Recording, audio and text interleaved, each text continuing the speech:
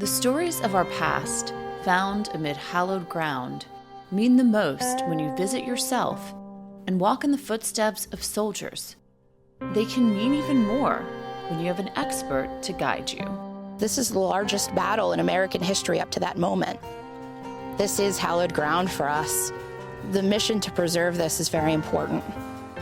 That's Park Ranger Liz Hokanson, who's leading us through Manassas National Battlefield Park, located just outside of Washington, D.C. There are also places where people can go and just enjoy some open space. And so I look at Manassas that way. And David Duncan from the American Battlefield Trust, an organization whose mission is to preserve spaces like these. They're taking us on location to this national park site where two Civil War battles in 1861 and 1862 took place, including the first major land battle of the Civil War. On this episode of Travels with Darley in Prince William County in Northern Virginia, we'll learn how to best visit this national park and why it's important.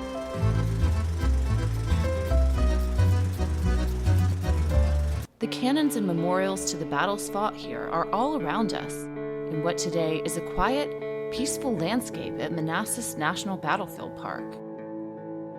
It's mid-June in Virginia, and a slight breeze is blowing through the tall, muted-colored grasses lining the trails where Ranger Hokanson and I are strolling towards a large bronze monument of Thomas Jonathan Jackson, otherwise known as Stonewall Jackson, a name he would earn from the First Battle of Manassas. On July 21st, 1861, federal forces started to make their way into this area with the idea that they would fight the Confederates near a train station in this area, Manassas Junction. Trains, of course, are important for transport and supply. They're important for communication, too, because there are telegraph lines that often run along train lines. And so for the Confederates, setting up at that junction was a big deal because it gave them a base from which to operate, and it gave them a place to set up a first line of defense if the Federal Army were to leave Washington and try to work their way through Virginia down to Richmond, the Confederate capital. It gave them the opportunity to set up a first line of defense for that capital. I've just visited the Henry Hill Visitor Center, located on Sudley Road by the south entrance to the park, where artifacts like shell fragments and the uniforms of soldiers are displayed, as well as signs contextualizing the devastating losses of not only these battles, but the entire Civil War. A short film lends an introduction, but walking outside onto the land with a ranger as your guide truly brings the history to life. This field would have been full of gunfire, cannon fire, smoke, dust.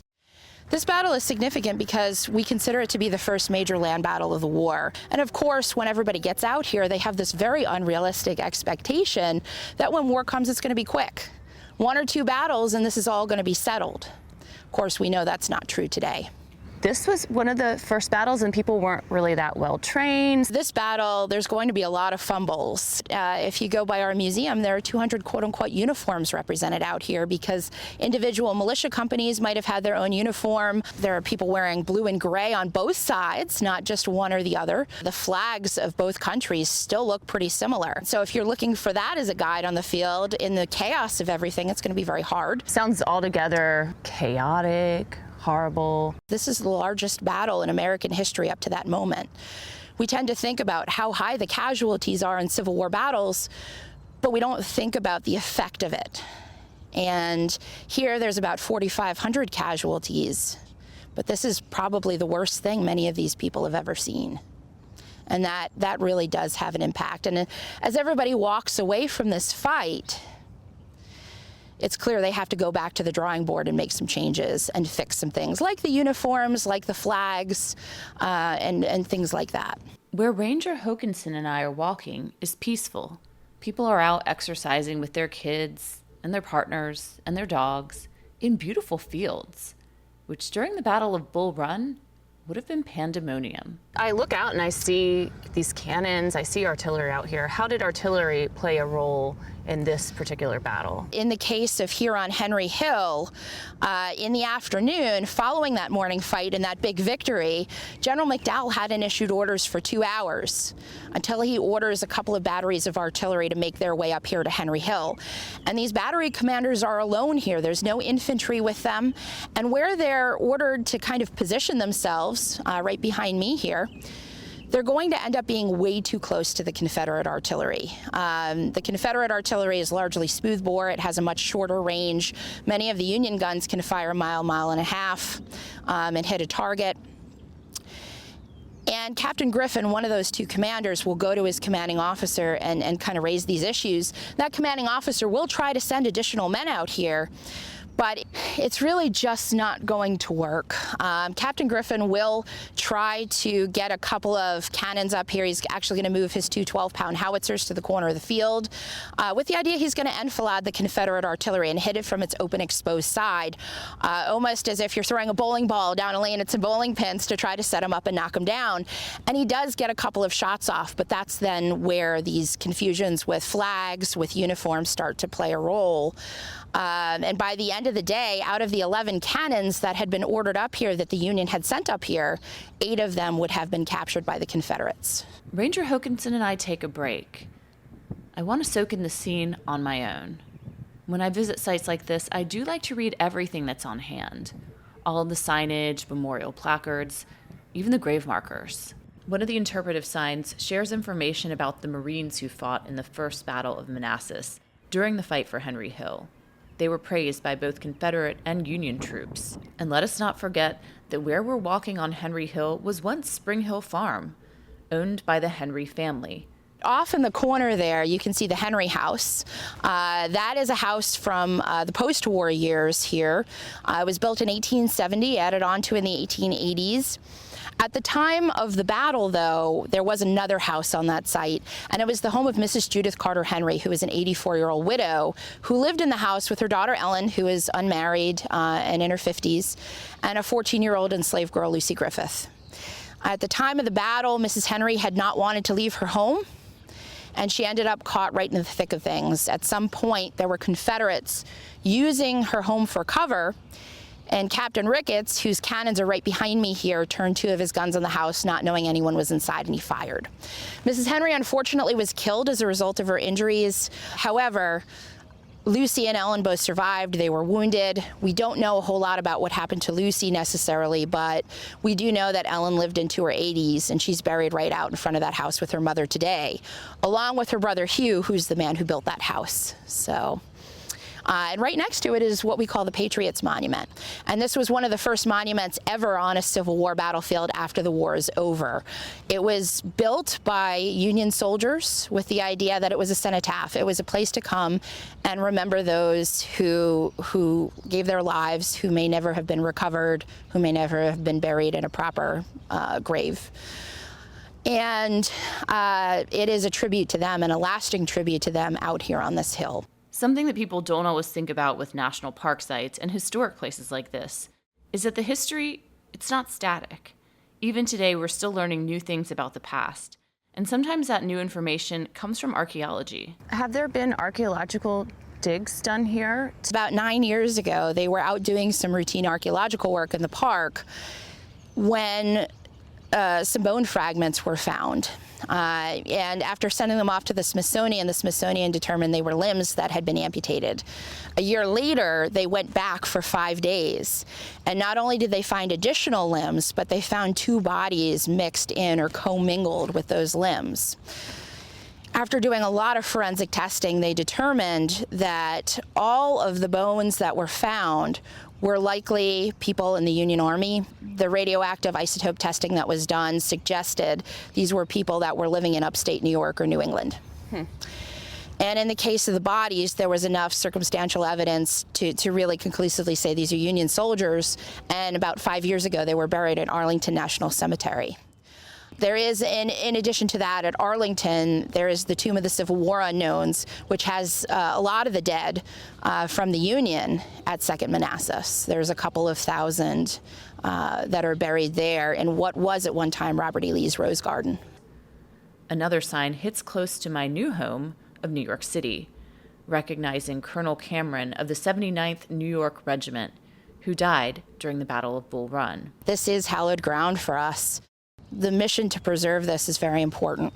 The fact that the land is so well preserved and this is a national park, I see people coming out to utilize Manassas National Battlefield in a lot of different ways. They get to enjoy this space, contemplate history and life and nature, and step away from the city that's all around us. We're kind of an oasis in the middle of Northern Virginia sprawl. For a lot of people, this is a nice quiet place to come and reflect and think and just get out and enjoy nature and commune with nature.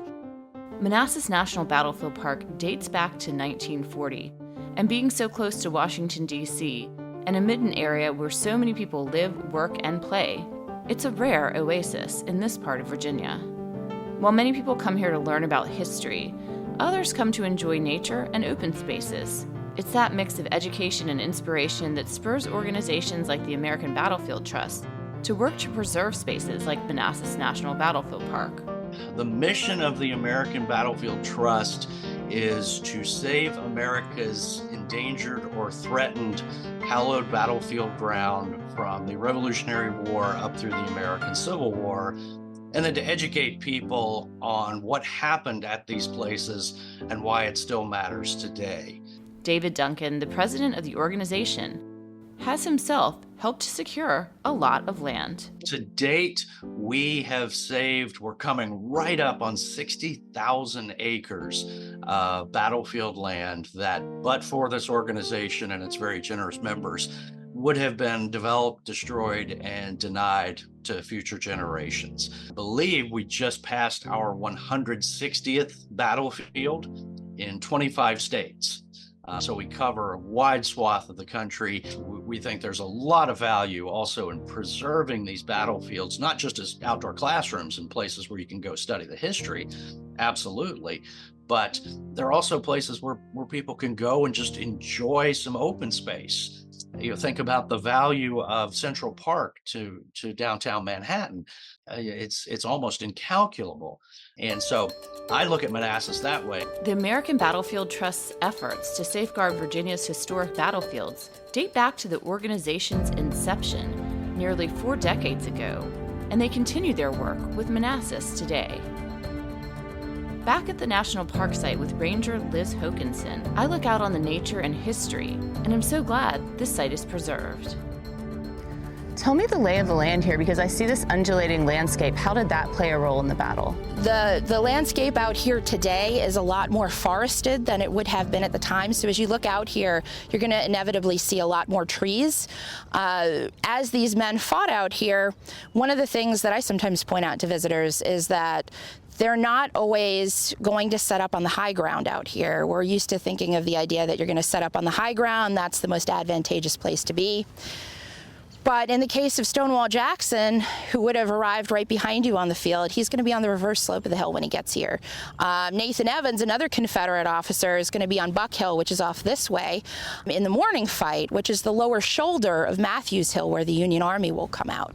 This terrain really is very rolling, and as these men fight, sometimes that rolling terrain provides them with a little bit of temporary cover. Sometimes, in the case of the morning fight, when the Confederates are retreating back here, they're going to use that undulating terrain to get that cover from any kind of Union fire that might be directed at them. I look over to Bull Run Monument, formally dedicated on June 11, 1865. It is one of the oldest extant monuments remaining on any Civil War battlefield today. Some of the more interesting things that you can see out here on Henry Hill include some of the monuments. We have a trio of monuments right here in this corner of the field that are all Confederate monuments. Of course, the Stonewall Jackson Monument, which is considered to be a very iconic one. It's tied directly to the history of this battlefield when we were established in 1940 as Manassas National Battlefield Park. There's a monument to General B, who said the famous words, "There stands Jackson like a stone wall." There are more places to explore than Ranger Hokanson and I even made it to on this outing, which only means I'll need to adventure back to Manassas, where, like so many historic places I visit, the experience is so much richer on location than reading about it or even listening to it with this podcast from afar. I think for people who are either just passionate about our country's history, or even people who are just beginning the process of learning our country's history, to go there and experience these places. There's just no substitute for that. Whether it's, Charleston, South Carolina, Manassas, Princeton, New Jersey, they all tell incredible stories. And stay tuned for our next battlefield-themed podcasts, taking you to Camden Battlefield in South Carolina, to sites in the city of Charleston related to the Liberty Trail, and to Princeton Battlefield State Park in New Jersey. And if you have an interest in learning more about these sites, look for the Travels with Darley TV and streaming series, because we not only recorded this for our podcast on location, but we also filmed this for our series too. And check out battlefields.org to get resources from the American Battlefield Trust and learn how you can play a role in preserving and protecting America's battlefields. Thanks for listening.